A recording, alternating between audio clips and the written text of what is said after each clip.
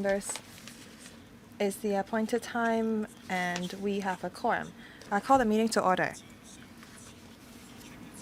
Information paper issued since the last meeting. None has been received so far. Second item, items for discussion at the next meeting.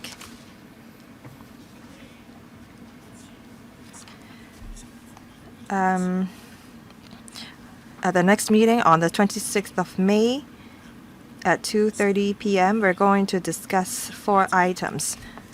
First, PWP item number 207GK, design and construction of the joint user complex and joint user general office building at Area 29, Kowloon North. Second item, expansion of Aberdeen Typhoon Shelter. Third item, PWP item number 4181CD, drainage improvement works in Eastern District.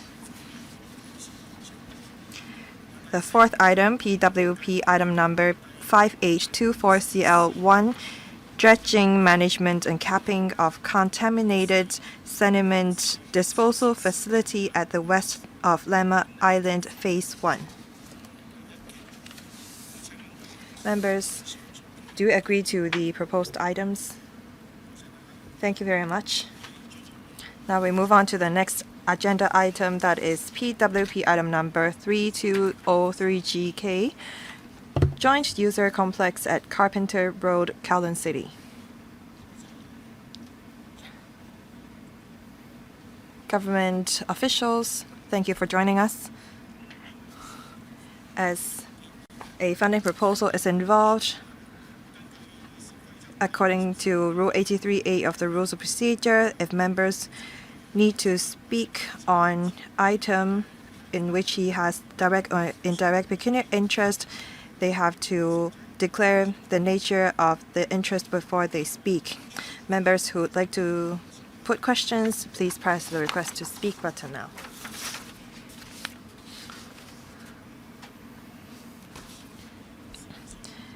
Perhaps I first ask the administration to give us a PowerPoint presentation. Thank you, Chairman. Thank you, members. Departments and organization representatives and I are here to brief members on the proposed project to construct a joint user complex. It is implemented under the single-site multiple-use development model. We're going to redevelop and reposition the public market and a community organizations to the JUC at the Carpenter Road. We're going to expand the scope of service offered and also provide new types of service for the people in the community. After the relocation, the site will be used by the Urban Renewal Authority for redevelopment projects. This project will improve the pedestrian network in the community. We're here to brief members of the project and hopefully we have your support. Part of the project will be done in collaboration with the Urban Renewal Authority. To put simply, the URA will bear the cost of reprovisioning some of the existing service, and for other new kind of service, it will be borne by the government. The government is going to bear some $240 million. With the approval from the chairman, I will ask the URA to brief you further on the details of the project.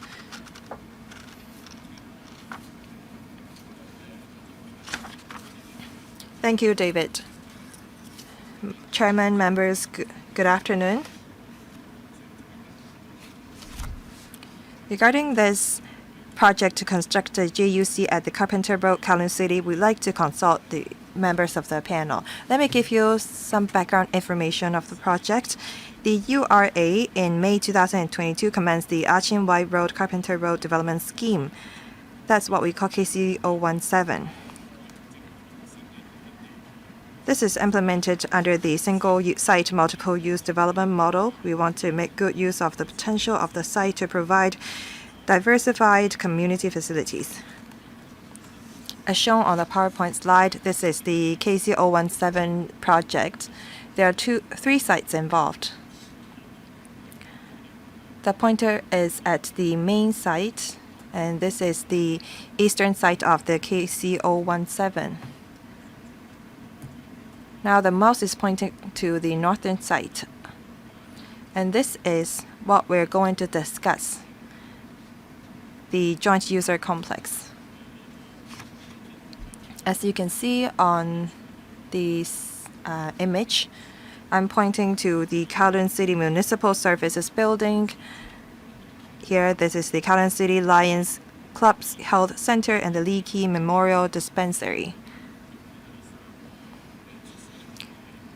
These three community facilities are located at the main site of the KC017. In the KC017 project, we propose to reprovision these facilities to the main site. Only when the new facilities are commissioned will we cease the provision of the services at the original site.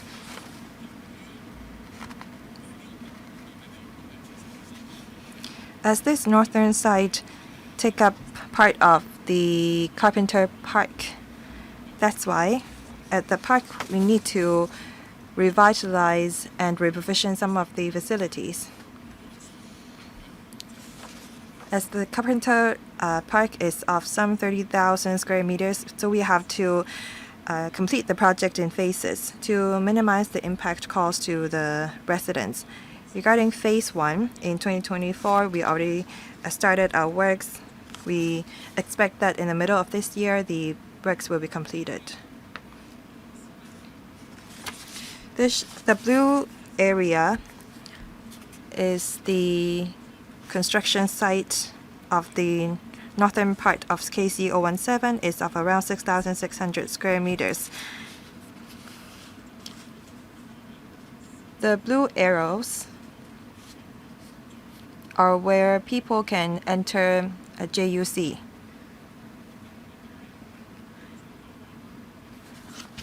The complex is of 16-story high. There is a two-level basement car park. We're going to offer different types of community facilities for residents in the district. This image shows that we are adopting this high block, low block design. The LCSD is going to provide different types of services at the two blocks. So what facilities are included in the JUC? We're going to have a public market. It will take up 3 floors.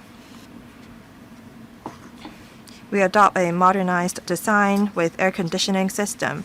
At the ground floor, we're going to have an atrium for FHD to stage promotion activities and festive events. We're going to also provide a public library to be operated by the LCSD, as well as a sports center. It can accommodate a 400-seat spectator stand.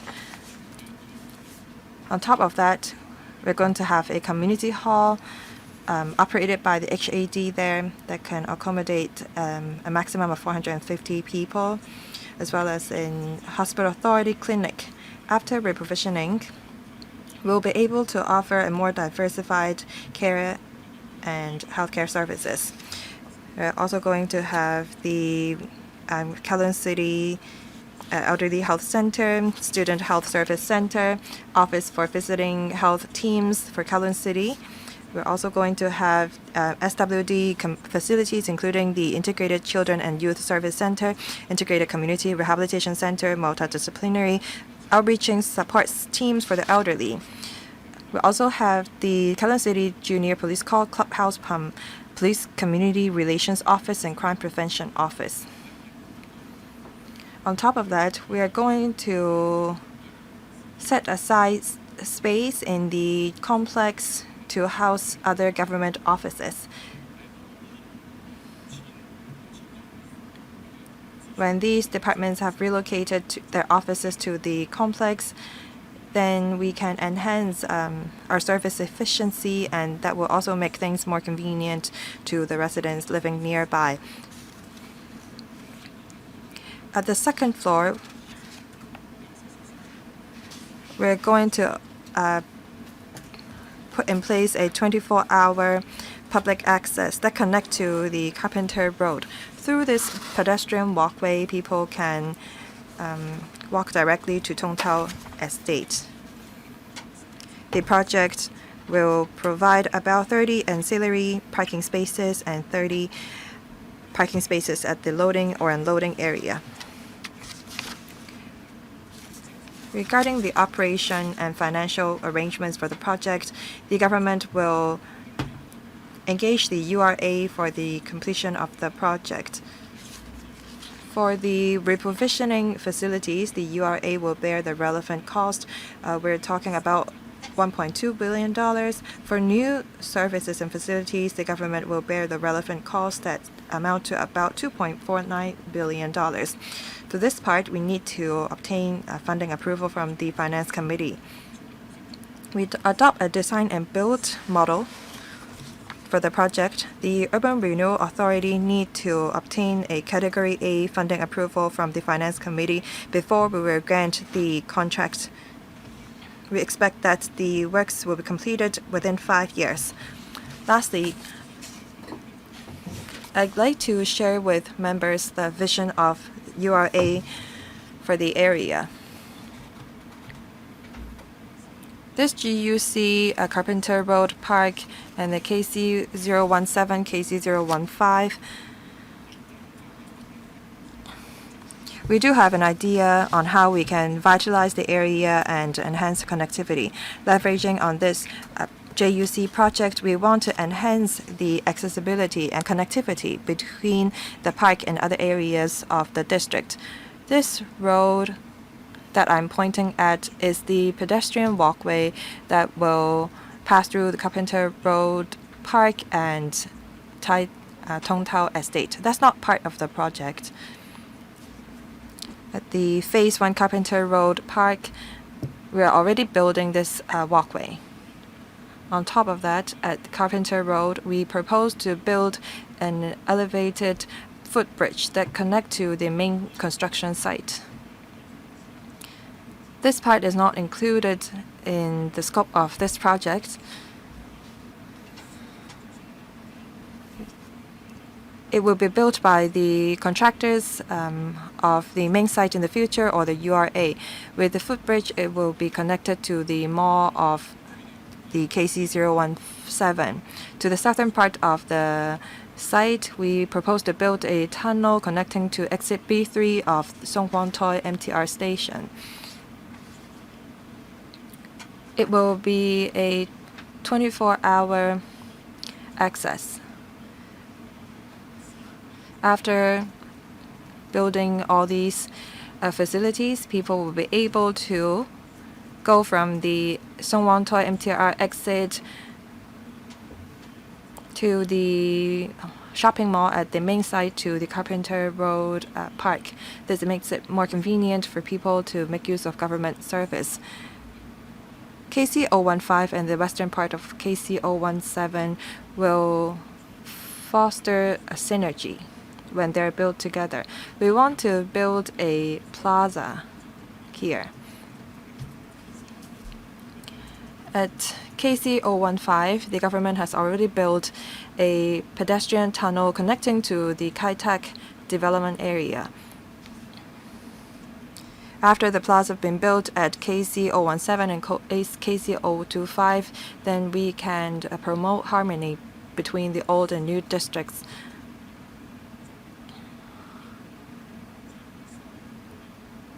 This is how the strategic location of the JUC can enhance the connectivity of the southern and northern part of the district. Thank you. Thank you. I now open the floor for members to ask questions. For now, 10 members have pressed the button to request to speak. We have Ms. Christine Fong, Mr. Lee Chen Kung, Mr. Kitson Yang, Mr. Vincent Chang, Mr. Lam Chen Sing, Mr. Yu Ming, Mr. Lau Ka Kung, Ms. Julia Lau, Ms. Michelle Tang, Ms. Fong, please. 4 minutes each, questions and answers included. Please leave some time for the administration and the URA to reply. Thank you. Ms. Fong, please. Thank you. Thank you, the URA and the Development Bureau. I support KC 017. We are constructing the first public market in Changkwano. Design and build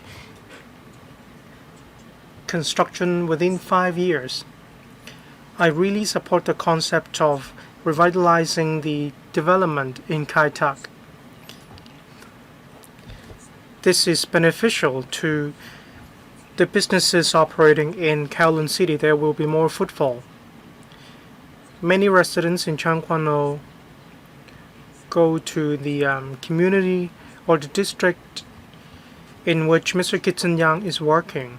There are many new spots, $2.49 billion supported by the government, whereas $1.2 billion are going to be borne by the URA. In Changkwano Area 137, in the case of project cost overrun, who are going to follow up on it? This is my first question regarding the construction cost. I support this project. However, when it comes to the cost in 2020 per square meter, the cost is $52,000 more expensive. I'd like to know the reason why this project is more expensive than the one in Changkwano. I also support the modernization program for markets. Some privately operated markets, well, I'd like to know whether a storage room for pig carcasses will be put in place. What about food waste? Regarding family medicine clinics, FMC, many residents in Changkwano go to the St. Teresa's Hospital General Outpatient Clinic. Now that you have an FMC, are you going to provide more resources for nighttime general outpatient clinics? There are only 30 parking spaces. Are you going to increase parking provision? Thank you. Mr. Lam, thank you. I was the principal assistant secretary back then in relation to the project in Changkwano. I'm glad to hear about this. 10% of the cost will be dedicated to contingencies, so we are confident that there will not be any cost overrun. We actually didn't have many cost overruns in the past. The public market is going to be larger. We are also introducing more green facilities such as a storage room for pig carcasses. There will be a dedicated room for pig carcasses, so the new public market will be cleaner than the old one. The new market is very clean and provides a comfortable experience. Regarding FMCs, every year the quota stands at about 40,000. We're expecting an increase of 10,000 quotas. Regarding recycling, I believe in the new market there will be a wide range of green facilities alongside recycling facilities. Regarding parking provision, we have already used up all the area of the site to provide parking provision. The basement is about 10 meters underground. That is about 2 stories. If we continue to carry excavation based on the cost effectiveness, we are not going to do it because of the less than ideal cost effectiveness. Mr. Lee Chen-kang, thank you.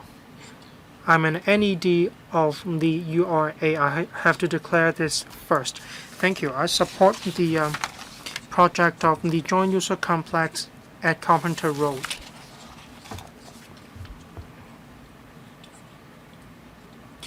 Now we're going to work with the URA. What about the Kai Tak Sports Park? We need to build better connections We need to help overnight visitors to stay overnight in Kowloon City. Kowloon City enjoys a unique geographical location.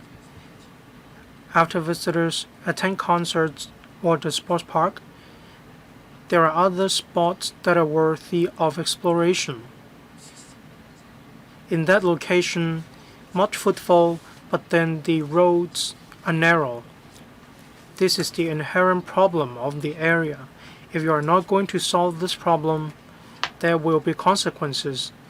Why don't you provide a drop-off area for people?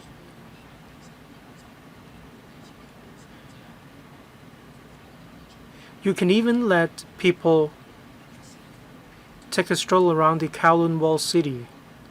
This will revitalize the Kowloon City area. This is the first point that you may consider regarding diverting foot traffic without affecting the offloading area of businesses. You can draw reference from the areas in Causeway Bay and Mongkok. There are restricted areas in which in some hours vehicles are not allowed. That is the pedestrianization hours. Mr. David Lam, thank you. Regarding how we can revitalize Kowloon City, probably we can refer to the sketch connecting from south to north. Regarding KC017 and KC015, the connections between the Kowloon City area and Kai Tak will be much better. We provide an all-weather connection. KC017 in the eastern side, there will be a square, and this will improve the walking experience of people in that area.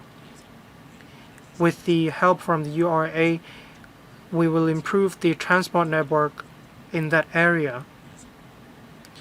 For example, in Yatinwai Road, we are going to improve that area, and this will in turn improve the transport network. In the absence of offloading areas, people can only do so by the roadside. However, when we have this area, these activities can be conducted within the construction site. They will no longer need to use the areas by the roadside. With more vehicular traffic, in the course of revitalizing the Kowloon City area, there will be improvement works at 7 junctions. This is the big picture. With the JUC, we released the land potential of 3 sites. This is exactly how we want to achieve revitalization. Regarding traffic management issues, I believe we need to further discuss this matter in the district. After all, some people want to park by the roadside, whereas some want to park in a car park. Thank you, Mr. Kitson Yang. Thank you. I support the JUC project at Carpenter Road. When I was still a district councillor, we were already discussing this JUC. Different views have been incorporated into the plan. Community hall, Leaky Memorial Dispensary, which has been upgraded, all these are good measures. Well, I have no objections for this project, but just last month, there was an announcement about the reduction of parking provision in Kowloon City. Now, minus 160, there are only about 100 parking spaces left. Many residents in Kowloon City are from Prince Edward Ho Tin, Kowloon Tong. They drive to buy grocery in Kowloon City. Afterwards, they will drive out of that area. In the future, we will no longer see this. They will park in a car park. We're going to have only 150 parking spaces left. I believe the demand will outstrip the supply. For Kowloon City Square, it is going to be relocated or reprovisioned. However, the number of parking spaces will stay the same. As Mr. Lee Chun-kung just now said, we have a lot of mega events in Kowloon in Kanda Sports Park, and there are also immersive tourism experiences in Kowloon City. There are definitely not enough parking spaces for coaches. Just now, the administration referred to the difficulty in providing more parking provision in JUC. Unless the URA is going to give us back the 160 parking spaces, otherwise I see no reason why I should not urge the administration to provide more parking spaces for us.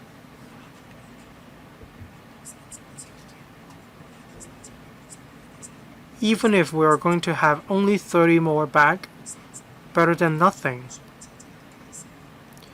30 parking spaces are basically for commercial vehicles, and they aren't supposed to be for the public. There is indeed a great demand for parking provision. If you are not going to deal with this issue, there will be consequences such as traffic congestion in the district. Thank you.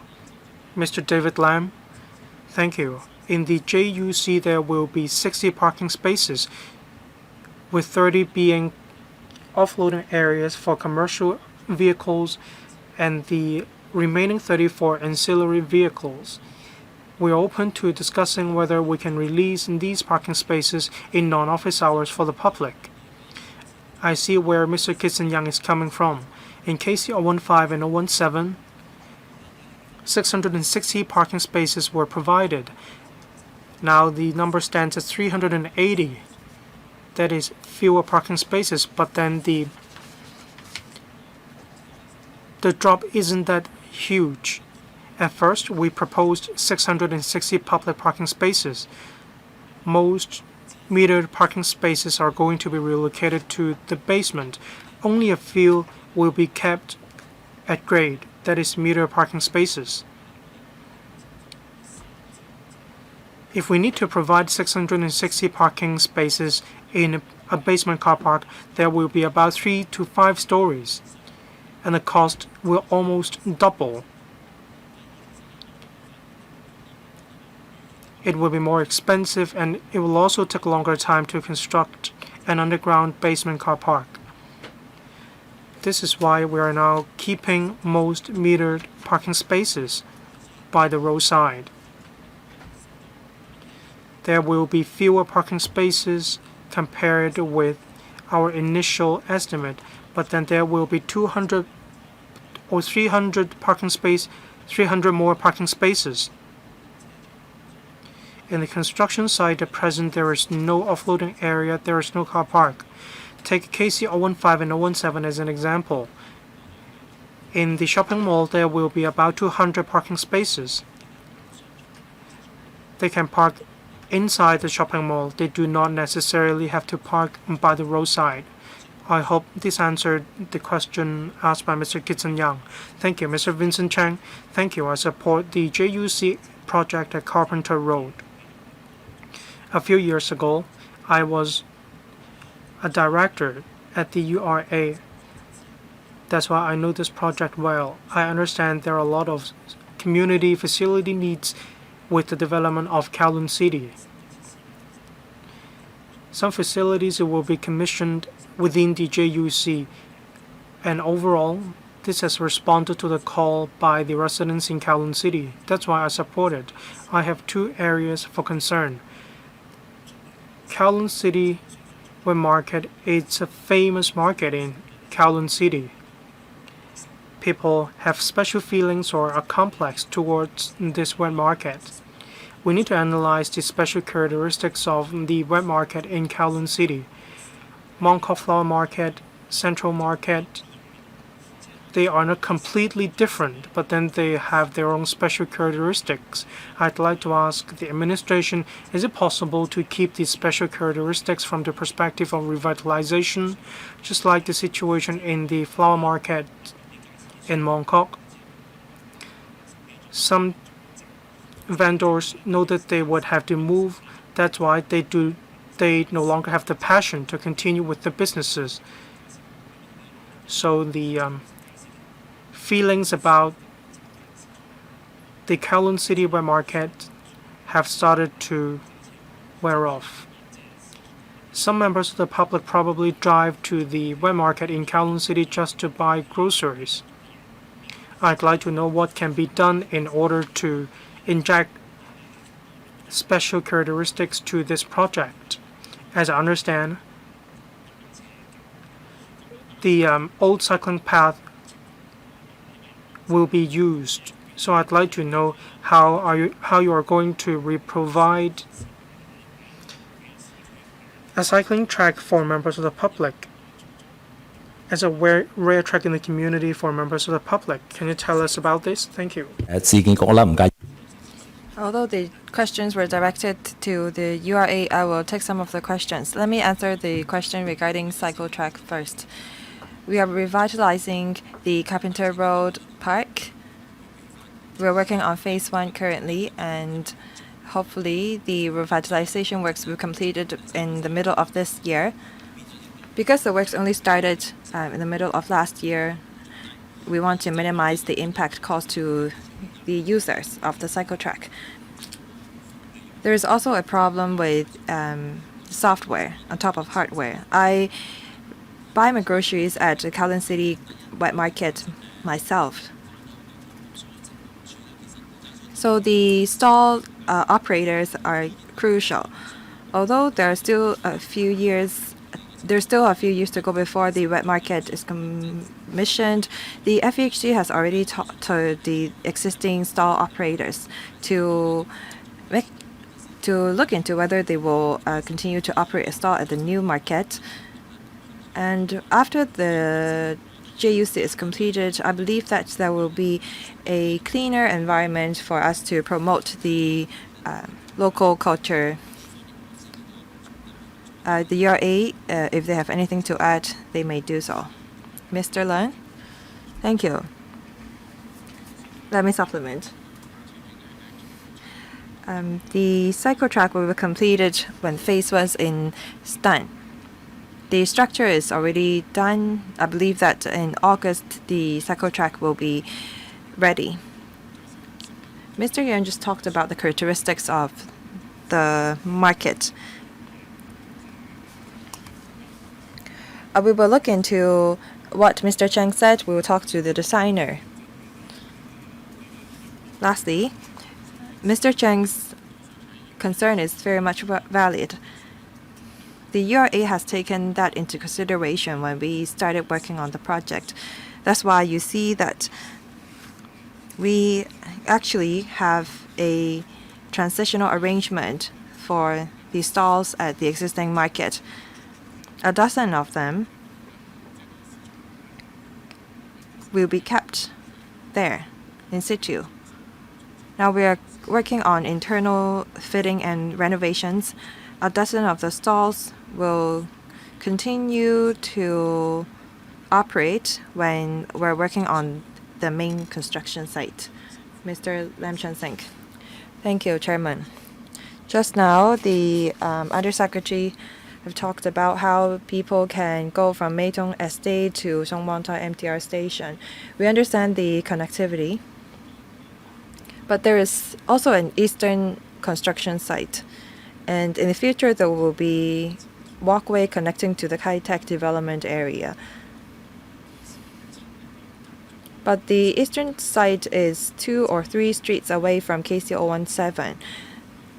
Is there a way for us to connect the project with the walkway? Can we provide for, say, covered walkway? I know that we may be redeveloping the old buildings, but at this stage, can we enhance connectivity so that people at Kowloon City can connect with those living in Kai-Tak? Second, there are many facilities to be provided in the GUC. There will be community hall where a few hundred people can be housed, and sometimes the library is crowded after school. We're also going to have a cooked food market.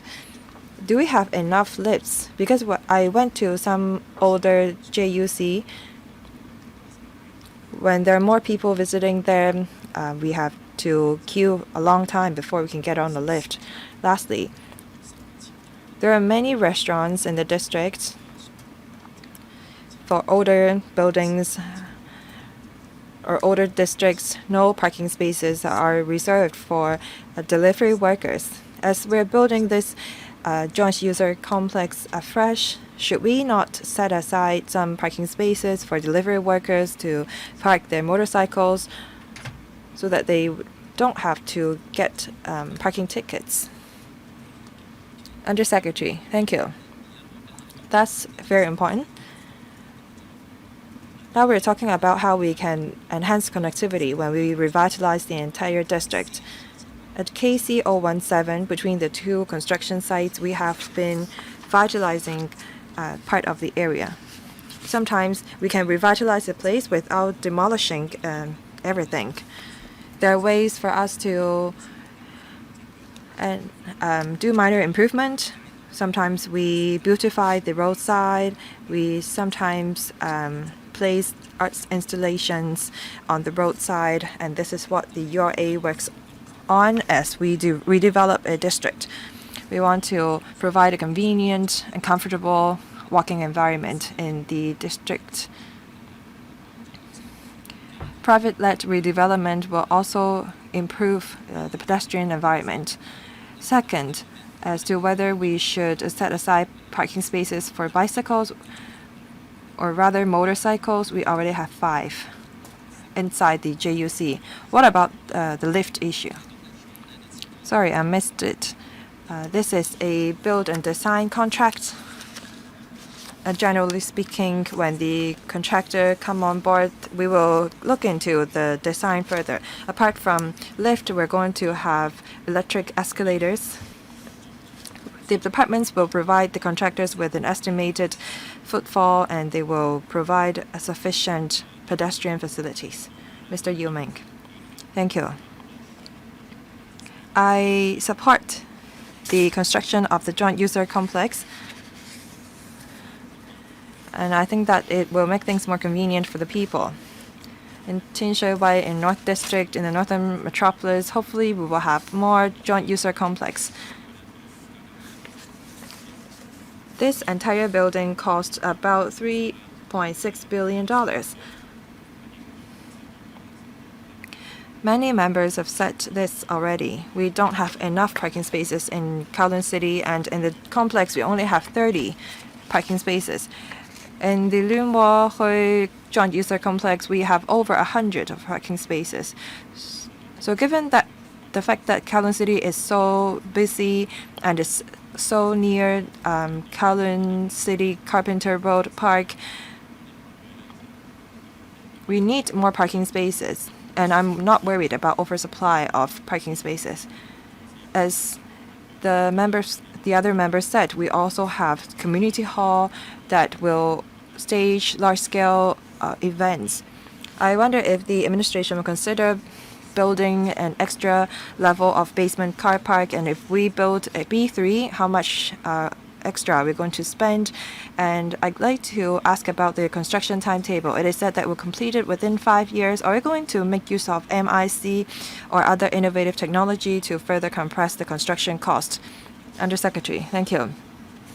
We are going to have single-site multiple-use development project in the Northern District. We'll come to the LegCo with it very soon. I understand that there is great demand for parking space in the district. Now, I'd like to further explain about the provision of spaces here. Originally, we said that we're going to provide 600 parking spaces, but the 2 construction sites altogether will offer an extra 300 parking spaces. Now, when we go shopping in Kowloon City, we have to park at a meter parking space. In the future, we are going to provide 200 parking spaces in the shopping mall and the JUC together. So we have been talking to the transport department and looked into whether we have enough parking spaces to fulfill the demand. The transport department agreed to our figures. As to whether why we didn't add an extra level of basement car park. We have looked at many private projects. If we are to build an extra level, the cost will be double that of the second floor. And as we excavate deeper, we need a more complicated works procedures for support of the foundation. And we want to, therefore, complete the project in a more cost-effective and speedy manner.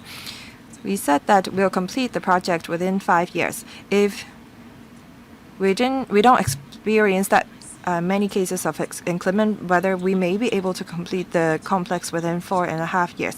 You asked whether we will adopt MIC.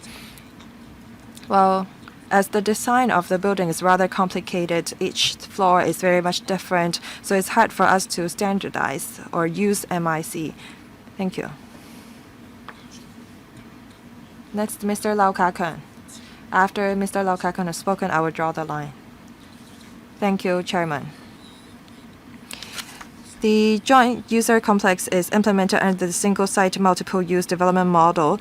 It will meet the population growth and the diversified needs of service of people living in Kowloon City.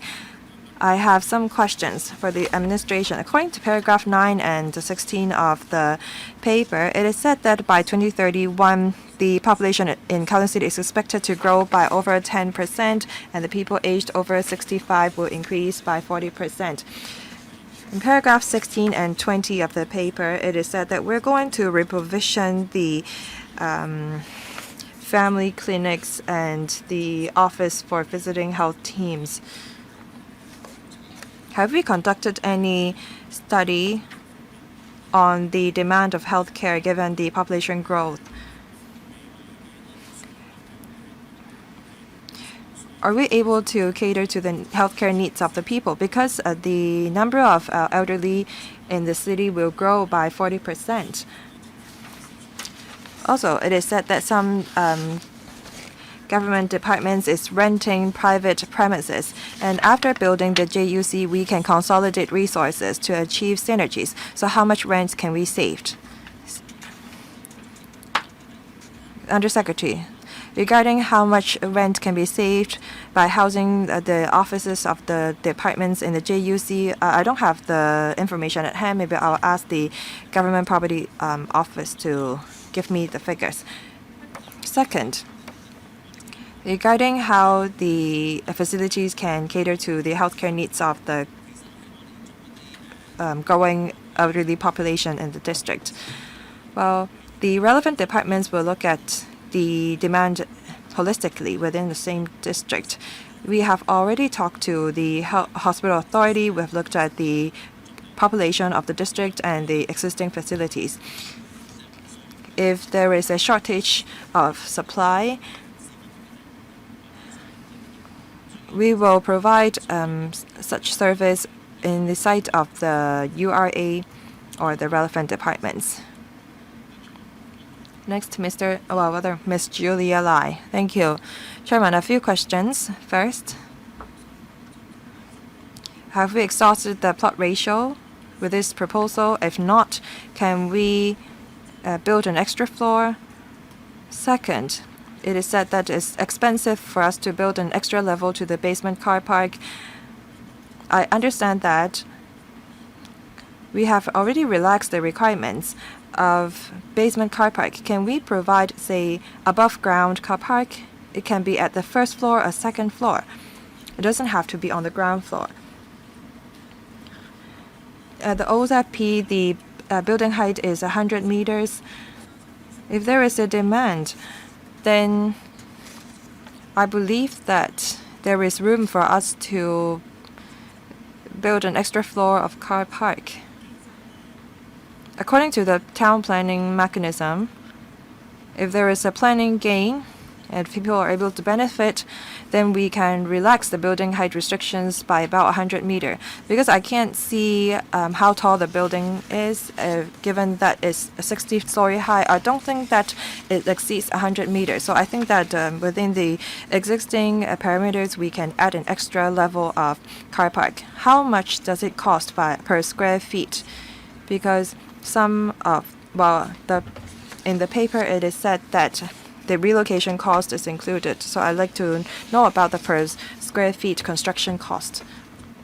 Lastly, I'd like to ask about carbon neutrality. Have we considered it when we designed the plan? Thank you. 4 questions. Thank you. Regarding the plot ratio of this site, about 6.67, approaching 7%. We have considered the principle of making the most of every site. We have also considered urban design. At present, 7.05, and for the building height, 16 stories. There is also a sports center. So regarding the building height, we have already maximized the plot ratio. Regarding parking provision, why no at-grade parking provision? Last year, there was a change in the policy. But for government buildings, using the principle of one site, multiple uses, well, I believe the market will be very different when it comes to attractiveness if it is put at grade or upstairs. We want to put the market at grade because the market is actually a much needed facility for the public. As the URA mentioned, we are going to provide 300 more parking spaces.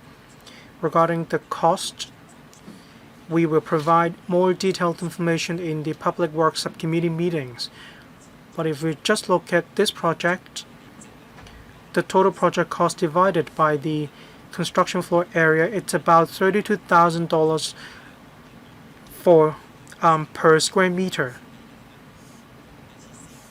Different facilities, different purposes, the construction costs vary, but this is a concept in general.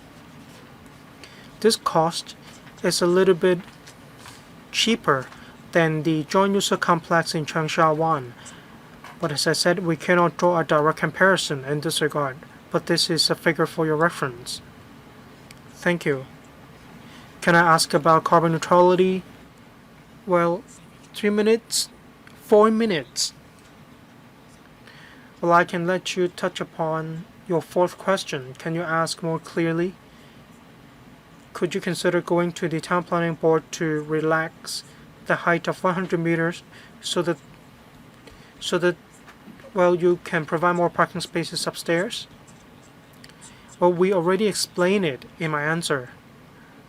We have already explained our concerns. That's why I'm not going to do it. Thank you. Ms. Michelle Tang, thank you. Society is developing, and we need to tie in with the needs of the population. I support this project of providing a joint user complex at Carpenter Road. Design and build, that is the operation model in use. Does it mean that the government will look for a contractor which will be responsible for both the design and construction? If yes, I would like to express my views. As I understand, many government buildings use the same method. If you are just going to engage a contractor or someone working on renovation for design, then there are indeed issues. There's a lack of human and cultural touch. As members mentioned just now, this joint user complex is complicated. Many elements are incorporated into this JUC. I believe that the administration should consider looking for an architect to help you design a JUC before you look for a contractor to be responsible for construction. Many people believe that design and build would help you save money, but ventilation might be compromised as there is a wet market here. There are children in the library. There are also different venues. There are people going in and out of the JUC going to different venues. Indeed, you will have to spend a lot of time thinking about the design. It's not just about providing as much space. Instead, you need to spend much time on the design. You have to design well the complex. If you can design well this JUC, then you can already answer all the questions raised by members. Mr. Lam, thank you. We actually engage in different professionals such as architects. We don't just rely on one single professional.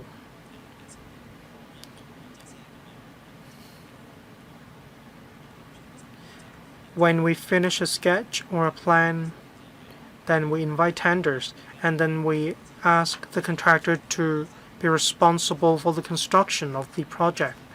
But a lot of changes will need to be made on the spot, and that will lead to the very reasons of why this building is designed this way.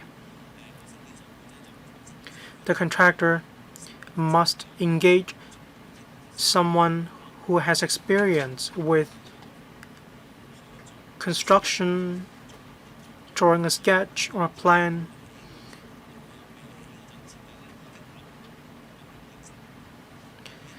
In the course of design, if they are already thinking about the matters in relation to construction, only then will they be clear about the project. We can identify the strengths when it comes to design and build method. I have handled a few different single-site multiple-use projects, and we can indeed see the strengths or advantages of this method. We will engage different professionals. Thank you. Augustine Wong, thank you. 6,600 square meters. Construction area, 60,100 square meters. Have you already factored in the basement? If yes, about 9 times. Regarding the construction cost, less than $40,000 per square meter rather. However, if we use the previous figure, then the total cost will be about $61,400. I cannot arrive at a figure of $37,000. Mr. Lam, I will ask the ASD to give you more details about the amount. The construction floor area actually already includes the basement. GFA is smaller than the construction floor area, such as the machine room or basement car park. So just now I talked about $60,000, and that includes the facilities in the basement. Regarding the construction costs, I'd like to ask the ASD to provide more information. Thank you. In Public Works documents, we compare the unit price with the construction cost in different projects.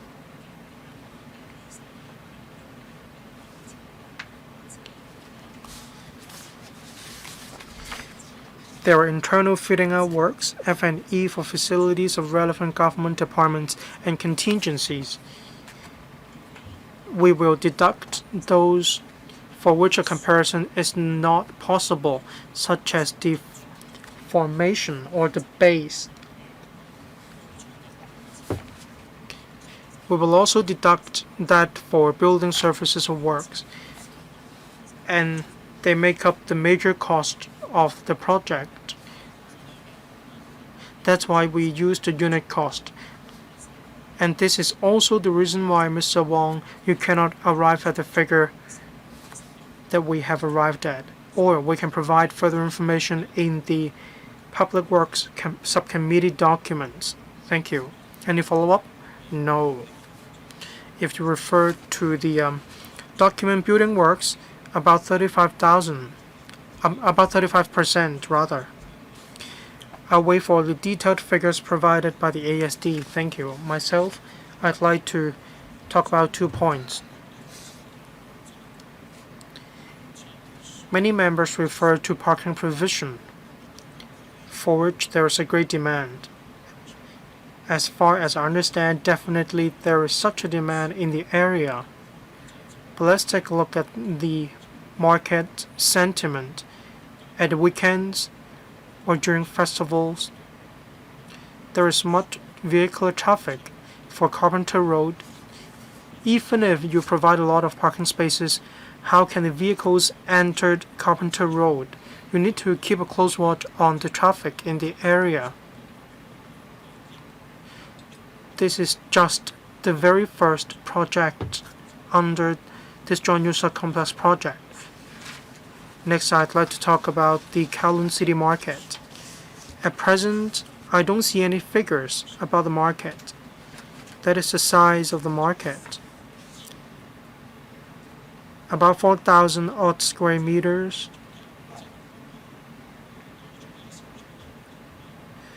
So, is the GFA larger, smaller, or comparable? The document does not mention any number of stalls in Kowloon City Market. Kowloon City Market is very attractive. It has special characteristics, but the occupancy rate is about 80% or so. For dried food stalls, they may struggle to stay afloat. When you provide compensation, that may be a different story.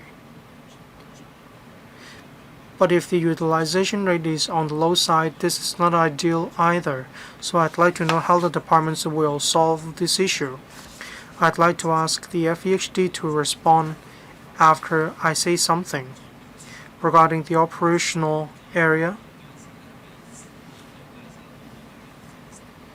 About 26% more. That is, the new market will have 26% more than the existing market. For a lot of stalls, the size is double or more than double. For pig carcasses storage room, we are going to provide one dedicated room for pig carcasses. With a larger market, does it necessarily mean more stalls? Not necessarily. It depends on the detailed and comprehensive planning of the FEHD. They will maintain close liaison with stall operators. I went to the market myself. The aisle is actually quite narrow. When there are prams or wheelchairs, it's quite difficult to get past in the aisle. With population aging, if we have a wider aisle, that will provide easier access. I'd like to see if the FEHD has anything else to add. Thank you. I'm from the FEHD. I'd like to add some more information about the number of stalls in the wet market. I thank Chairman for your questions. This is definitely what the FEHD will monitor, and this is also one of the reasons why the FEHD has conducted a study with the stall operators in Kowloon City Market under the Market Modernization Program. Stall operators have different options, such as permanent relocation to other markets operated by the FEHD. We also welcome these operators to be relocated to reprovisioned wet markets to continue with operation. However, some wet market operators are advanced in age and they will choose to retire, as new markets are air-conditioned new markets. And the cooked food market and Kowloon City Market currently do not have any air conditioner. Stall operators have different thoughts and concerns. That's why we conducted this survey in order to better tap the minds of the stall operators. This will help us better chart the course forward, the number of stalls, the type of stalls, trade mix. If we can suit the needs of stall operators in the market, then we can provide them a plan that is more suitable for stall operators in the market. Ms. Christine Fong, 2 minutes for a second round. Thank you, Chairman. I know the KC015 is connected to Songwon-tai MTR station. Along the path, there will be underground pedestrian tunnel. So are we going to provide for underground shops to young people? There is another access from KC015 to the underground shopping mall at Kai Tak. I wonder if the administration or the URA will set aside shops for startups. And also, I wonder if there is a community canteen in the district that benefit some of the restaurants.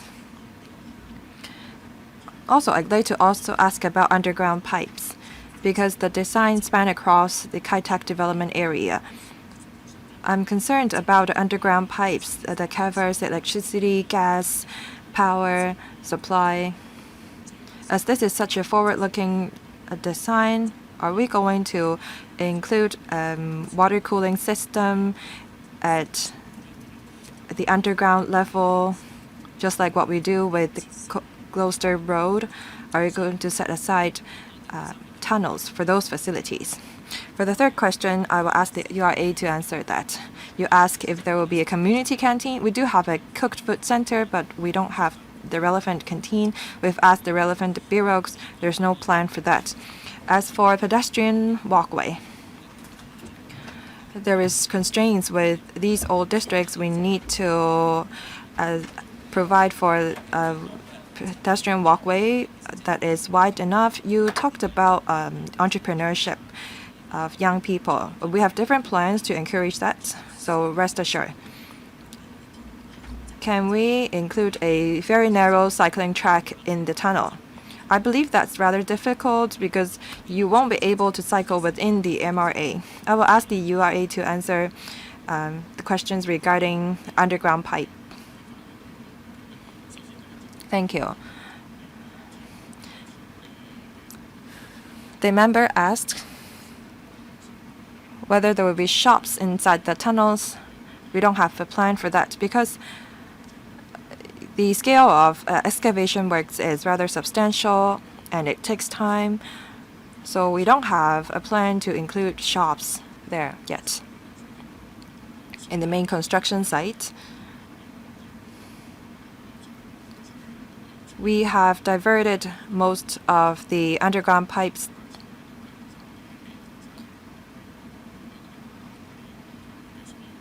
We have also redirected many of the pipes under the construction site. Members, do we support the administration submitting the works proposal to the PWSC for consideration? No objection? Thank you. That concludes our discussion on this item. Thank you, government and URA, for coming to this meeting. Now we move on to the next item. That's Kwai Fong Streetscape Beautification Works. Would the administration please join us?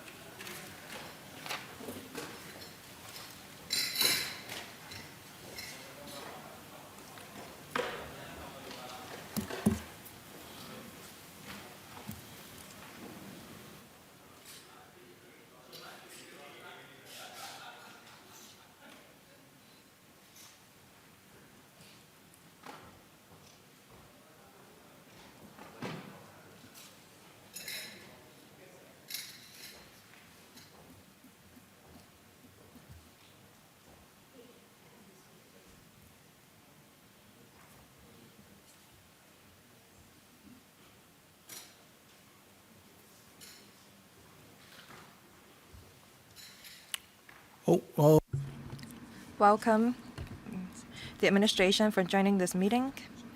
I will ask the Permanent Secretary to give us a PowerPoint presentation. Thank you, Chairman. We are here to brief members on the Kwai Fong Streetscape Beautification works coordinated by the Development Bureau. My apologies. Please pause here. Members who like to speak, please press the Request to Speak button. Please continue. As I said, we're here to brief members on the Kwai Fong Streetscape Beautification works coordinated by the Development Bureau, as well as the community making efforts in the next phase. We'd like to hear from members their views. I'm glad that with us today is Dr. Alan Zeman, Chairman of the Kwai Fong Group. We want to listen to members on their views. I'm sure that you've been to Kwai Fong. It has been an iconic landmark for food and beverages and entertainment in Hong Kong and is part of our nightlife. In order to enhance the environment attractiveness of Kwai Fong, in last year's policy address, it is proposed that the Development Bureau will coordinate and beautify Kwai Fong and nearby streets and faces. We have worked with shops, local bodies, and residents to take forward the community-making effort. We hope to start from the hardware and deepen our work with software to elevate Kwai Fong and upgrade it to Kwai Fong 2.0. We'll work on the project in 2 different phases.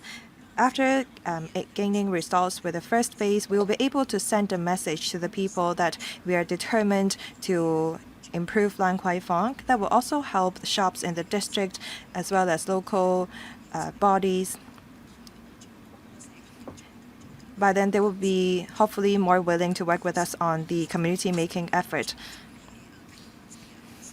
We rely on the private-public partnership and the collaborative efforts from different government departments, including the Architectural Services Department, CEDD, DSD, FVHD, Highways Department, and the Plannings Department. Every one of us have worked on this project given our limited resources such that we can report on the result of the first phase. Hopefully, in the second phase, we have the participation of more departments. Now, coming back to this project, in the first phase, we will complete works that can be done in a short period of time. Before Halloween this year, we will improve the streetscape of Kwai Fong, and hopefully we can create a new phase for the community. At the second phase, we will work on the community making. We will start on conducting a survey. We'll work with the local bodies and shops in the district. Hopefully we can build a recognizable brand for Kwai Fong, and we're going to also include more design elements in Kwai Fong, and we're also going to refurbish a much public space. We adopt a bottom-up approach for community making. Now, speaking of Kwai Fong, I'm sure that you will think of Dr. Alan Zeman. I'm thankful for Dr. Zeman and his team for working with the Development Bureau over the past. He has given us much advice. He also dedicated financial resources to improve Kwai Fong. Dr. Zeman to say a few words before my colleague take us through the proposal. Dr. Zeman, please. Thank you, Doris. Thank you for the opportunity to speak to the LegCo members on this endeavor to upgrade Kwai Fong. I founded Kwai Fong, 40 years ago, approximately 40 years ago. And Kwai Fong has become a true icon in Hong Kong. It's a huge tourist attraction. Every day we get more than 250 people per day taking pictures of the street sign, of Kwai Fong street sign, and then putting it on Xiaohongshu or China or everywhere in the world, Facebook or whatever. And so it's very important. I really would like to thank the Chief Executive, John Lee, for mentioning it in his policy address. He is one that really understands the importance of preserving areas, and he's the best. I've been an advisor for every chief executive. He's probably the best one that I've served under. I'm happy to report that Lan Kwai Fong now, the business is starting to pick up again after COVID. We're in a different world today. Tourism is a very big part of Hong Kong. International tourists are coming back again. And Lan Kwai Fong serves as a very special place. After matches, the Rugby Sevens, after the Kai Tak Stadium events that happen, they all come to Lan Kwai Fong after. And then fan out as well to Kowloon City and other places. So I think it's time to upgrade the area, because China has few Lan Kwai Fongs that we've had Chengdu for 15 years now, and they come here. Hong Kong needs to look first class, and that's something the chief executive really, really wants.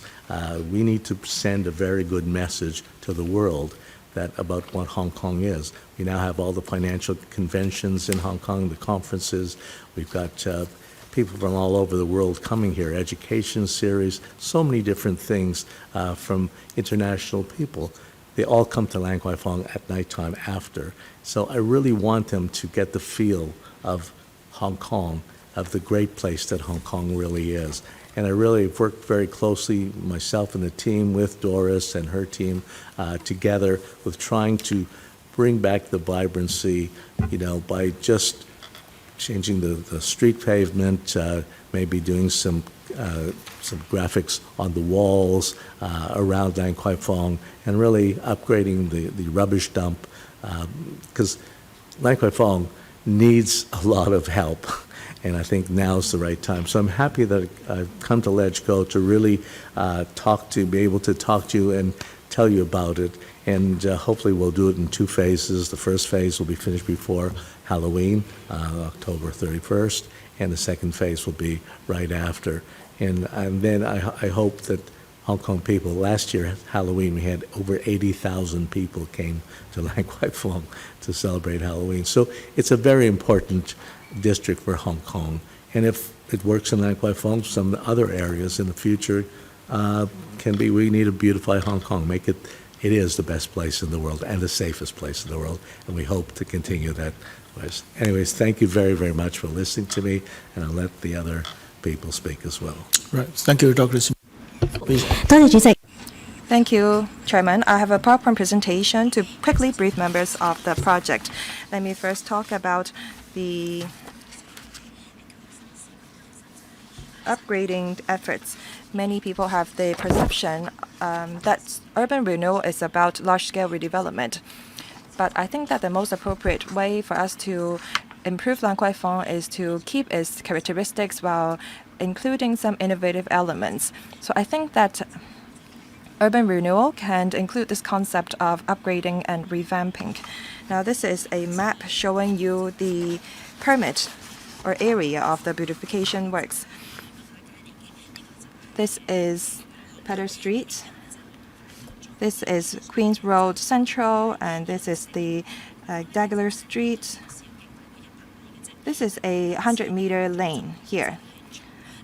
Regarding this project, we are not only going to work on Lan Kwai Fong or the near vicinity area. We are going to work on the entire purple area, going from the mid-levels escalator and the walkway system to Wenham Street.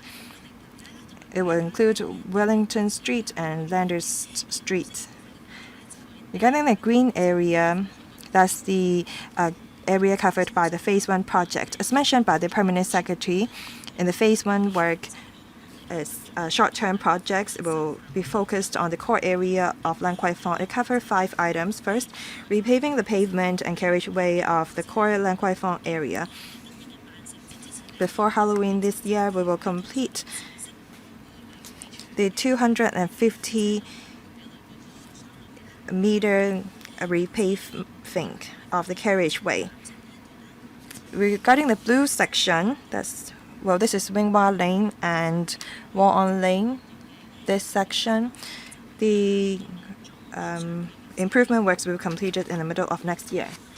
呢個路面嘅重鋪工程呢， This time, the pavement works isn't just about repaving the ground. We will incorporate some elements. And there is a simplified design in the street nearby. There are irregular tiles patterns on the ground. But having considered the needs and the slope of Dagular Street, we are going to use different materials, and we are going to use an anti-dust layer supplement with paint. We will draw new patterns on the ground.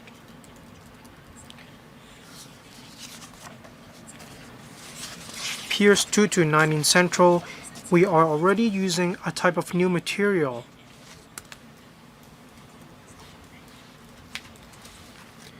This will be better in quality control. It will also be better against wear and tear. This will enhance the safety for pedestrians.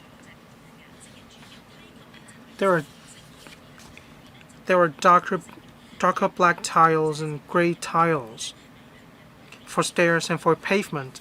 Then they can tell stairs from pavement. We understand that there will be impacts on the businesses nearby. In order to reduce the inconvenience cost to them, we will take forward the project in a phased manner. We are in liaison with the businesses nearby. We will ask whether they have any preference. These photographs show the renderings for the existing condition and the computer rendering of the repaved road surface. The second measure is the painting on Wingwa Lane retaining walls. Some people may not know that there is a retaining wall on Wingwa Lane. At the top of Darkville Street, you will see a mailbox. It's 6 meters tall and 35 meters wide. I thank the Lan Kwai Fong Association for providing fundings, allowing local teenagers to draw some wall paintings on the retaining walls. There will be one more tourist attraction at Christmas. At the top of Darkville Street, there is a stone wall. This is what you will see every time you walk into the area of Lan Kwai Fong. It's 7 meters tall and 25 meters wide. It has a conspicuous location. So we want to put in place some light art installations and permanent street furniture. During the pedestrianization hour of Darkville Street, this will be open Friday, Saturday, Sunday from 7 p.m. to 5 a.m. the next day. The advantage of using the light art installations is to change the contents according to different festivals and needs. We can use a lot of different elements and incorporate different artistic elements. So this will provide an immersive experience for both locals and tourists alike. There's a refuse collection point in Lan Kwai Fong. Works will start in May. It's just right next to the Lan Kwai Fong Trail, measuring 100 meters and the sitting out area in Lan Kwai Fong. It uses a simplified design, and we're going to use the same design in order to beautify the external wall, so that the design will stay coherent and they will mesh well with one another. The fifth measure is the installation of thematic manhole covers. These will provide more photo-worthy spots. Phase 2 community making. We want to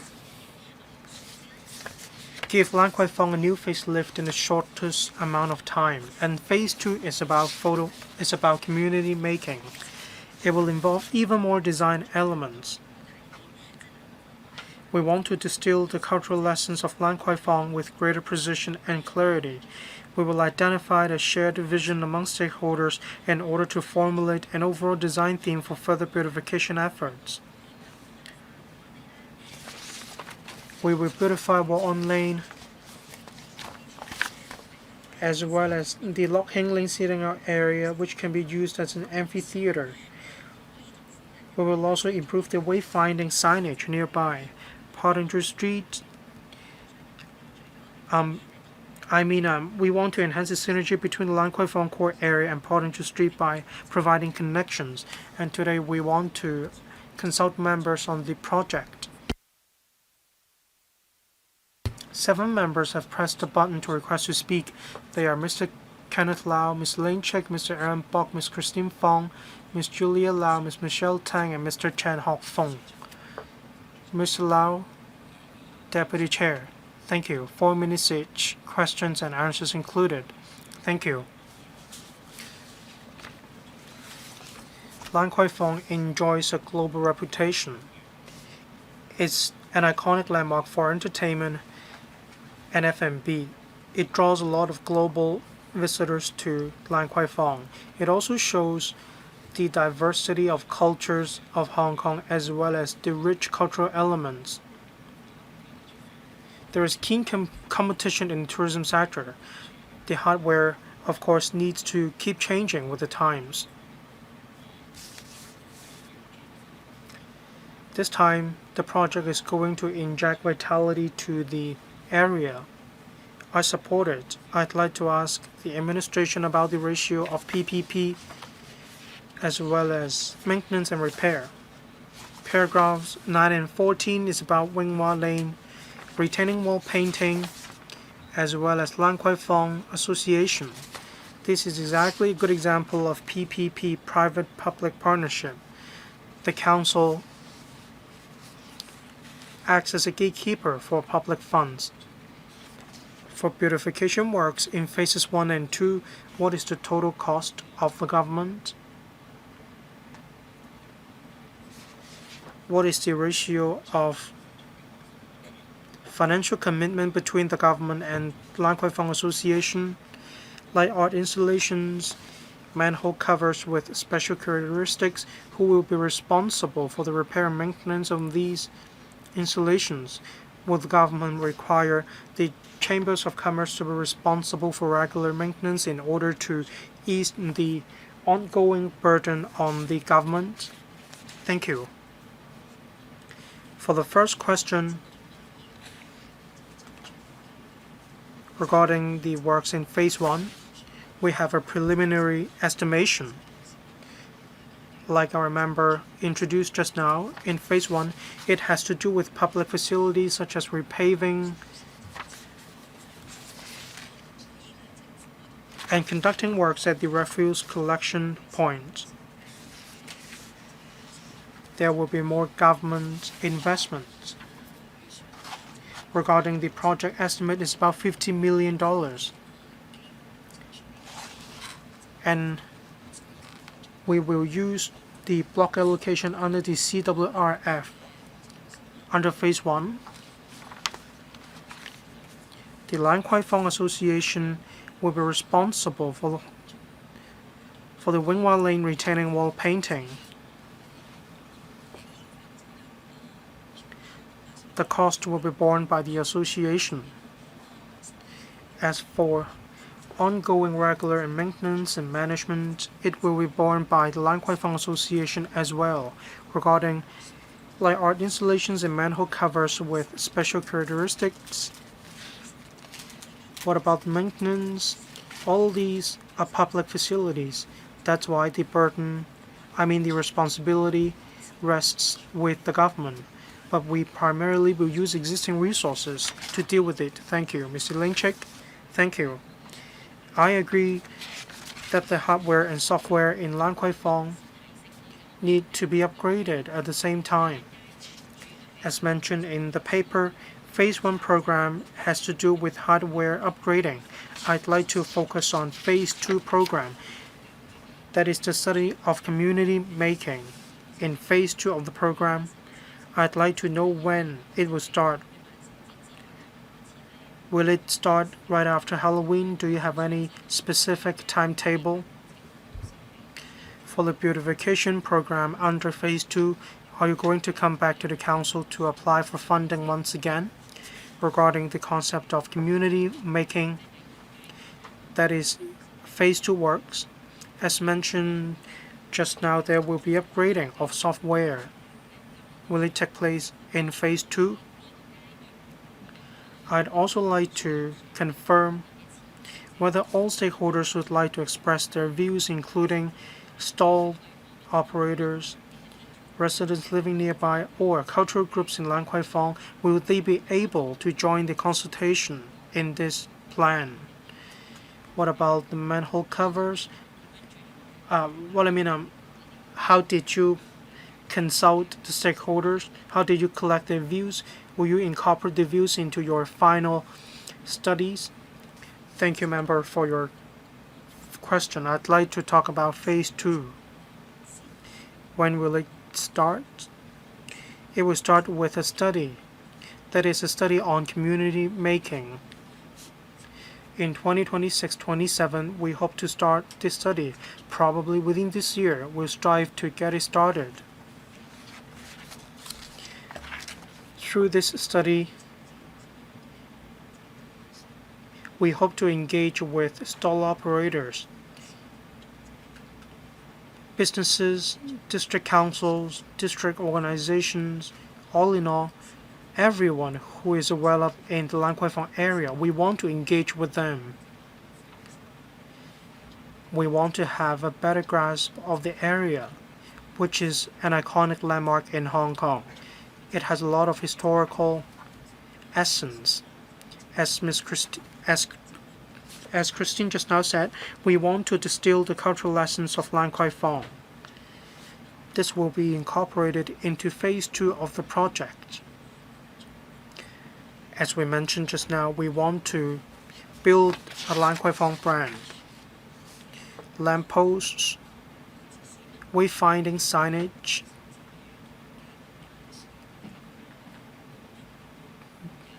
at the juncture of Dargula Street. Will there be major installations? Will there be more consistent designs so that whenever people come to Lan Kwai Fong, when they see these structures, they will know right away that they are already inside the Lan Kwai Fong area.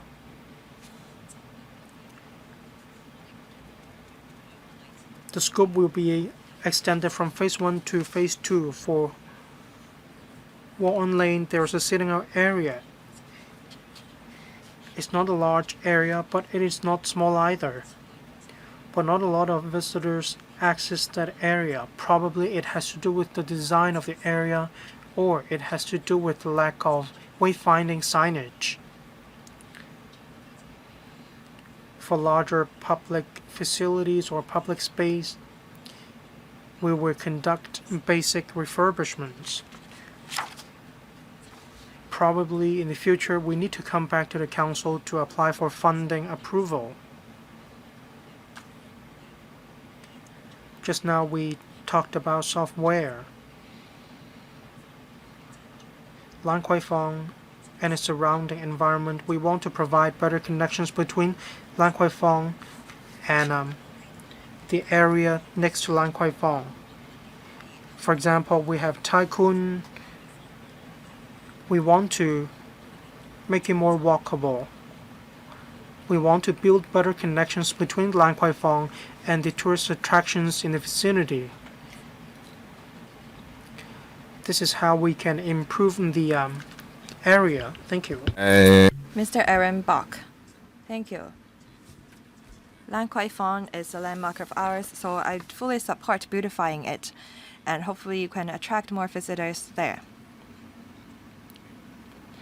This is how we can build a brand for Hong Kong. I have a question.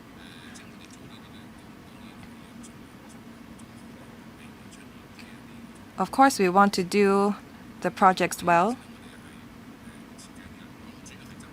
so that we don't make things worse with good intention. I'd like to focus on the Wing Hua Lane retaining wall, build a painting.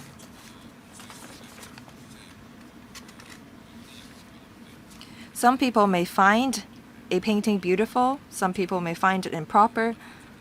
So what kind of people are we going to attract to the Winghua Lane retaining wall?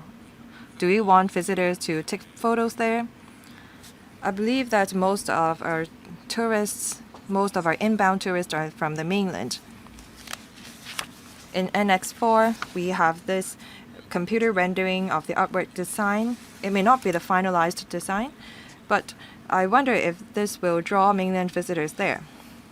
There's something that is very popular in the mainland. There is a wall painting with interactive, immersive elements. It focuses on the community stories and the possibility of visitors emerging in the wall painting. They can write a few words, and when people go near the wall, they will become part of the painting. Of course, I understand that the Lan Kwai Fong Association is to look at the artwork, but I hope that we will design the wall painting from the perspective of end user.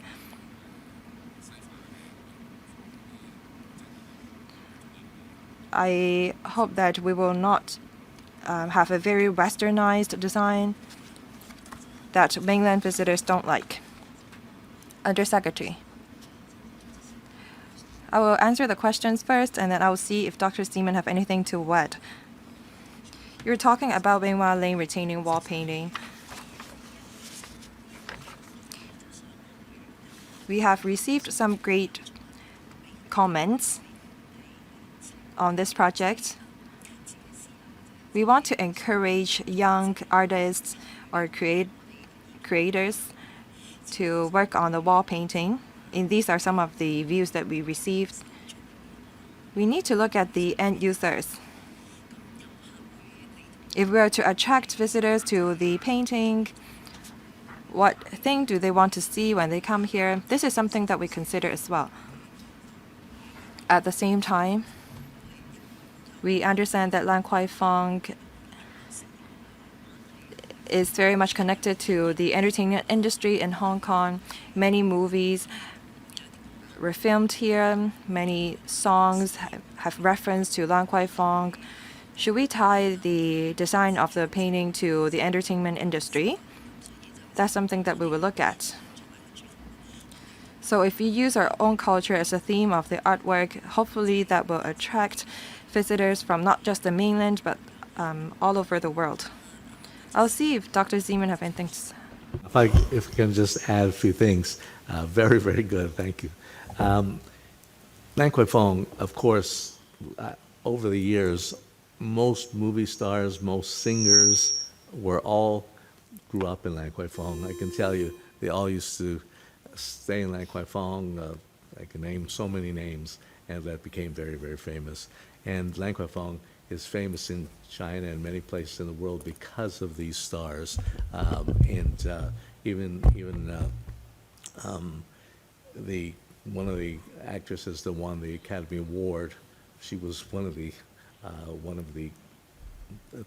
people that grew up there, and for 6 years she always wanted to be a movie star, and she won the Academy Award. And so the idea is to really reference some of the things that made Lan Kwai Fong famous, and we would try to do a few paintings like that, but always keep changing. The thing with Lan Kwai Fong, we're always changing things for different seasons, for Christmas, for Chinese New Year, for so many different things. So that's what keeps a place interesting. And so, we're fashionable. And so young people coming, they all want to see something new. The big thing now is social media, is this. And so they can all put it on Instagram and send it to Xiaohongshu or whoever, Weibo or wherever it goes. And I think that's really the whole intention, just to keep it exciting, keep it full of life. And we're prepared to really, because we always do that, we always decorated the street every time there was an event. And that will continue. So give it the vitality of what Lang Kwai Fong is, the history of Lang Kwai Fong. OK，好，跟住方國珊議員。 Ms. Christine Fong. Thank you, Chairman. I thank the Development Bureau and Dr. Seaman for proposing this beautification works for Lang Kwai Fong Streetscape. Now, regarding financial commitment, when Mr. Lau, Deputy Chairman, asked about the financial arrangement for the project, the administration has given their reply. They said that they may make use of, they will take $50 million out of the Capital Works Reserve Fund to work on the public facilities and the refuse collection point refurbishment. Now, looking at the images, I think that is rather okay. Like what Dr. Seaman said, we need to make Lang Kwai Fong more creative. The design of the refuse collection point is rather conservative. I grew up in Daguerre Street, and I studied there. I'm fully familiar with the district. Winghua Lane retaining wall have remained constant. So I wonder how Dr. Zeman was able to pull so much resources together to upgrade the wall. I'm thankful that the administration will invite local artists. In Yau Ma Tei, we have an artist that focuses on painting of cats. In Sai Kung, there is a murals with 100 cats. How can we keep Lang Kwai Fong exciting? Are we going to paint Goldbusters at Lang Kwai Fong at the retaining wall during Halloween? So what is the theme of the painting? And how often are we going to update the painting? Because this 6 feet wall is very attractive to local artists. Second, you said that you will refurbish the rear lane, rear alleys in the second phase. There are many glass alcoholic beverage bottles to be recycled at Lang Kwai Fong. Do we have enough recycling or recovery collection points? I think that we should not just target mainland tourists. We need to make Lang Kwai Fong more internationalized. I grew up in the Pottinger Street. I like to ask about community making efforts. You just show us photos of Locking Lane, Pottinger Lane. The tiles on the floor have some hundreds of years of history. How can we conserve it? And how do we repair it? 4 comments and 1 question. Permanent Secretary. Thank you, Ms. Fong, for her comments. I fully agree with you that we need to keep Hong Kong internationalized. We need to attract not just mainland tourists, but also those from Southeast Asia, America, Europe. We need to keep our international edge. When we work on community making in phase 2, we will take this into account as we proceed with our consultancy study. Ms. Fong just gave us some suggestions on, say, for example, recovery of glass alcohol bottles. She also said that we need to update the Winghua Lane retaining wall painting. We will take that into consideration. You ask how we maintain the cobbles at Pottinger Street. If I remember correctly, we have designated Pottinger Street as the Grade 1 historic monument. We're going to follow the relevant requirements for the repair work. I would like to express my support for the beautification work program, although I'm not too sure about some of the design as Christine had expressed. But I'm more concerned actually about the retaining wall mural painting.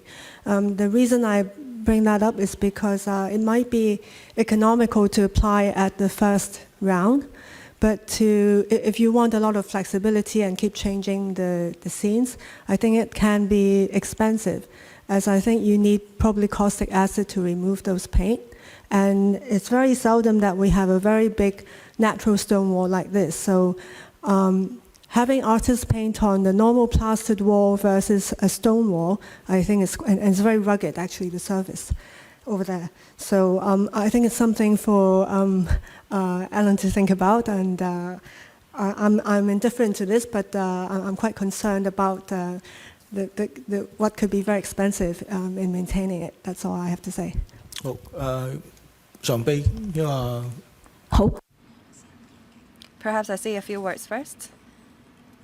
To see whether Dr. Seaman would like to say a few words.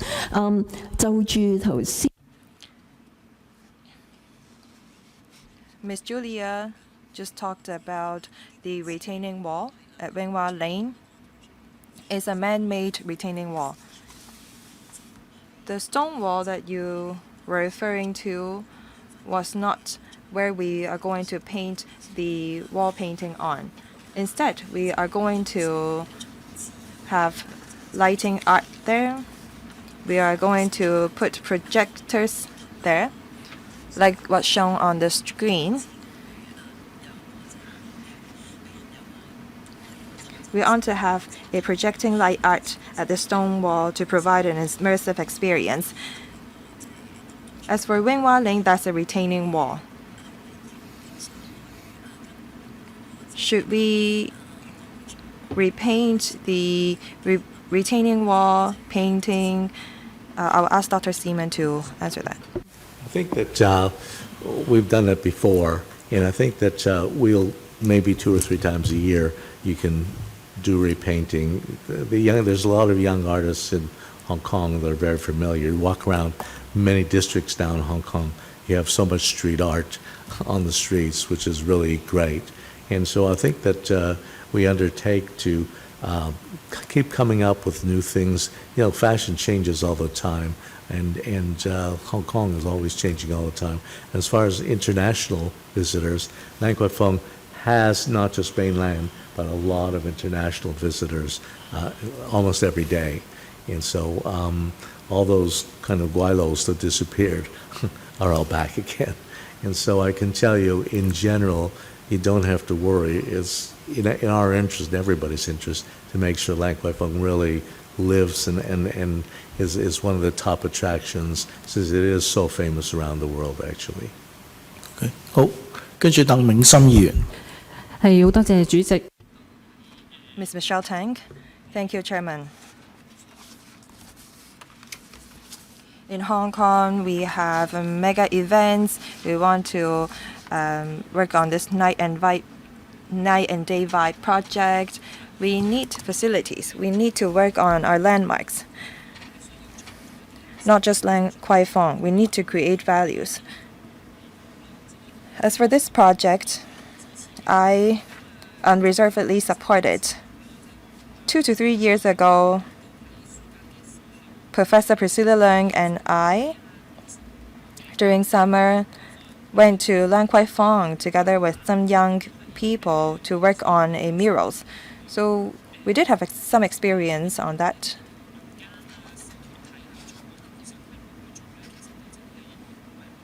And I find it very difficult to work on such a project with small organizations or community organizations. I see that the administration is very committed to beautify Lan Kwai Fong. We're working on not just the hardware, but also the software. So how are we going to work on the promotion? Are we going to collaborate with the tourism board and promote Lan Kwai Fong to the rest of the world? Do we have a strategy? Permanent Secretary. Thank you. Thank you, Ms. Tang, for the questions. At present, Lan Kwai Fong is part of the promotion strategies of the Tourism Board. After the completion of the Phase 1 program, this will present another opportunity for us to strengthen our promotion of Lan Kwai Fong. The papers have been forwarded to the Tourism Board for reference.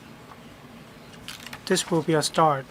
When we kickstart our works, We'll continue to liaise with the TB Tourism Board. This year, before Halloween, we hope to finish Phase 1. And Halloween is actually a good opportunity to draw visitors. We take this opportunity to promote Lan Kwai Fong through Tourism Board. Thank you. Any follow-up? I'd like to give you more of my views. I agree that we should work with local arts groups. We may even invite celebrities or those in the political sector to join kickoff ceremonies, to join the painting on the retaining walls. This will be quite a good promotional strategy. Thank you. Mr. Chen Hofeng. Thank you, Chairman.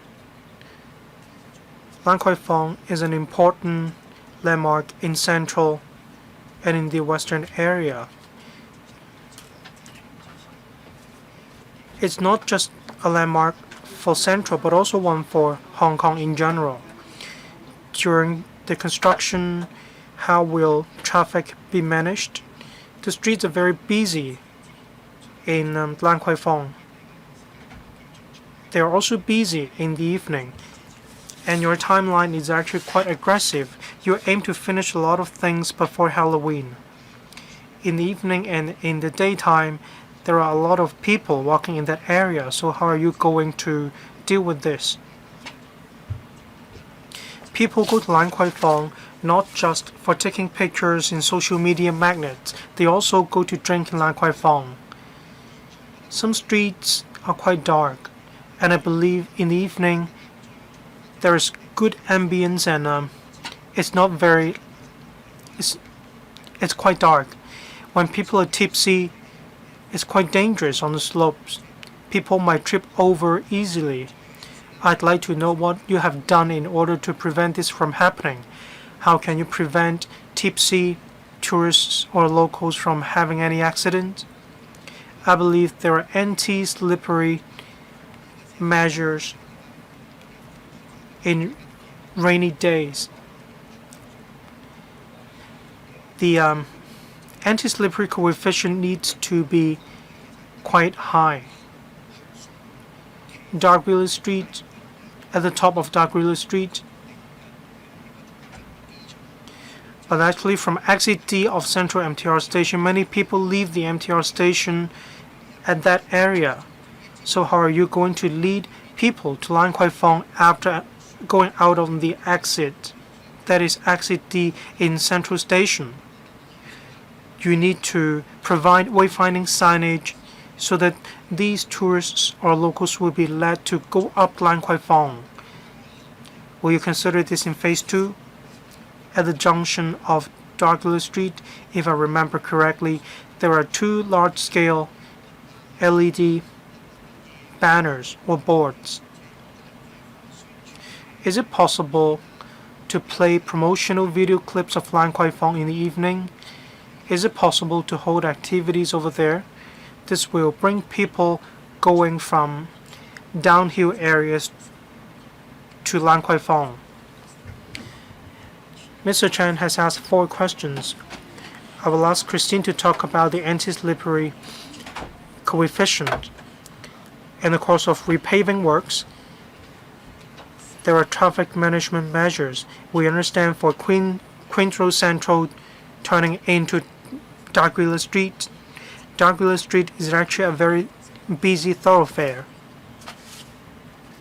Regarding the repaving works, the project will be taken forward in a phased manner, together with the Highways Department and the Transport Department. We are having a discussion from Darkville Street, Queen's Road Central to Wellington Street. For this stretch of the road, we will only conduct construction works from 10 p.m. to 6 a.m. the next day. In the daytime, when the street is busy, we try to avoid any construction works. Regarding Darkville Street, from Wellington Street to the Stone Wall, there are more stalls, bars, and stores, and we need to discuss with them the construction works time in order to minimize the impact caused to them. Our initial thought is that in the daytime of Sunday we will conduct these construction works. To businesses, probably it will be the easiest for them to manage if we are going to conduct the construction works on Sunday morning. Just now, Mr. Chen referred to exit D2 of Central Station. There should be more wayfinding signage for pedestrians on Patter Street. We agree. We will put this under Phase 2. Queens Road Central, Darkville Street. At the junction between these two streets, there are two large LED screens. Will we work with the relevant organizations to discuss making good use of these resources? In order to promote Lan Kwai Fong, we'll discuss with Dr. Zeman as well as other stores or store operators. I'd like to mention one point in passing.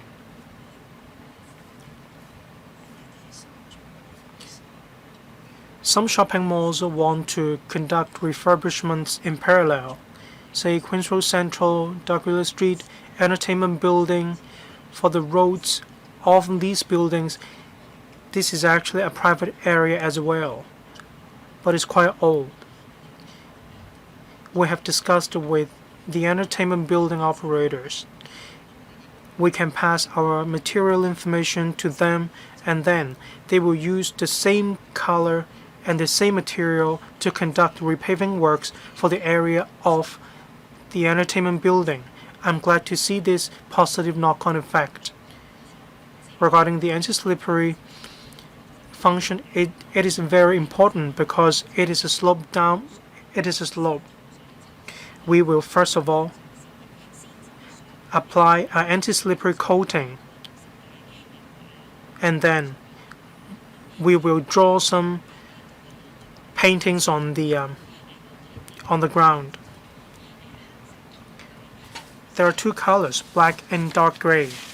We want to provide two colors in order that pedestrians can tell them apart. You can see a yellow line, which is even more important in the evening.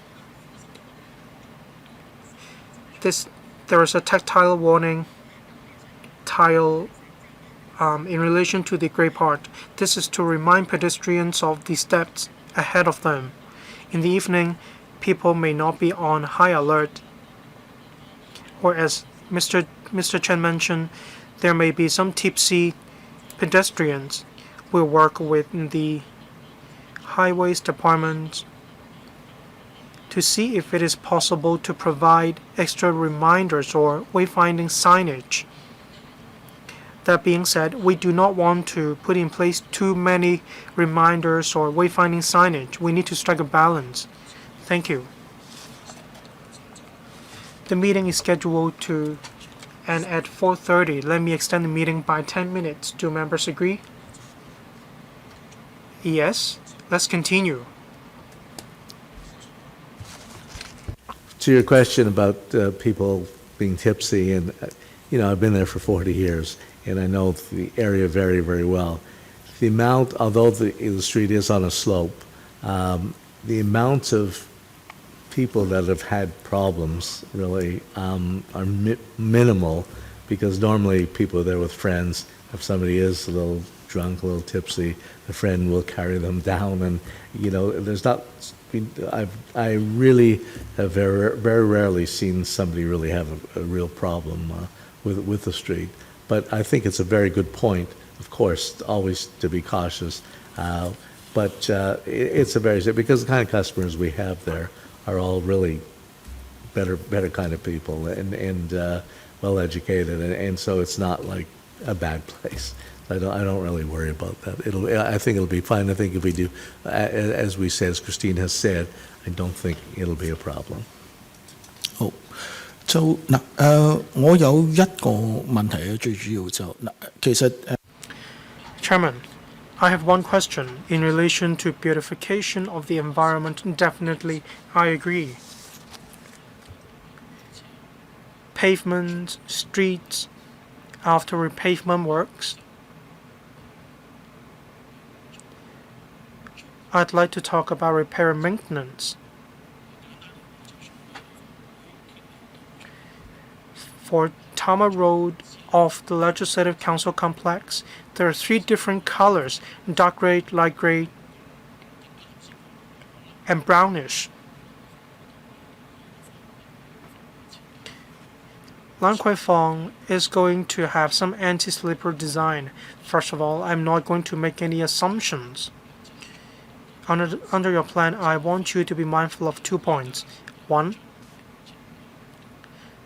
you need to check the roads on which there are going to be construction works. How frequent were excavation works conducted? You need to have this figure. When we have a good design, no matter the pattern, the color, how can we ensure consistent pattern and material? This requires long-term follow-up. It's about details. It's not just about Lan Kwai Fong. For many streets in Hong Kong, after emergency works, for the tactile path, they may be disconnected after construction works. Therefore, I hope in your future plans you will consider this element. You need to be mindful of this point. P.S. Thank you for your reminder. We have discussed with the Highways Department, not just when the repaving works are conducted, regular repair and maintenance are as important. For example, how can we ensure the same materials will be used? How can we ensure there will not be significant differences in the patterns on the ground? These facilities might not be government facilities. There are underground facilities belonging to telecommunications operators as well. That's why we have foreseen possible communication with private organizations. We understand there are requirements in relation to excavation works in the future, and we will tell them the requirements. In the next step forward, when we are going to take forward our work, we will deepen this regard. Thank you. Mr. Chen is going to ask in the second round 3 minutes. Well, Chairman, pardon me, I missed a question. For Wall-on Lane, just behind the park, one can directly access the Pottinger Street. It's not quite convenient. If we can have a 2-way escalators, then we can connect Tai Kung and Lan Kwai Fong. This will achieve synergy. I believe this is worth our consideration. We need to think how we can make better use of the park. Thank you. 多謝陳議員。 Thank you, Mr. Chen. That's a great suggestion. And this is a problem that we want to solve in phase 2. Because Pottinger Street and Wall-on Lane are at different levels, how can we make better use of the sitting out area to connect the 2 streets? We're going to look into it in phase 2. Should we build an escalator, or is there any other ways for us to connect the 2 streets? We will look into it in phase 2. Ms. Ilingchik, 3 minutes. Thank you, Chairman. It is said that phase 1 will be completed before Halloween. Rainy season is about to come. Have you taken into account these elements when you come up with your timetable? Second, it is said that in phase 2 you're going to consult the relevant stakeholders, including district council. If the stakeholders have some great ideas for you, can they submit it to you? Permanent Secretary. Ms. Chick, first question. We want to complete the repavement works in phase 1 before Halloween. She asked if we have taken into account the rainy season. We have. The scope of the works may be extensive, but mostly we're just repaving the pedestrian walkway and carriageway. Second, when we conduct the community making consultancy study in phase 2, if any organizations have any suggestions, we welcome them so that we can pull our minds together. We want to gather and collect community wisdoms so that we can vitalize and improve the district. That's it for the item. Thank you for coming. Next item, any other business? Please note that the Secretariat has issued a notice inviting all EDGCO members to attend the third visit to the Northern Metropolis. On the 21st of May p.m., the theme is Development and Education. As at noon today, there are already 51 members who have signed up. Deadline for registration is 5 p.m. on the 30th of April. There being no AOB, meeting adjourned. Thank you.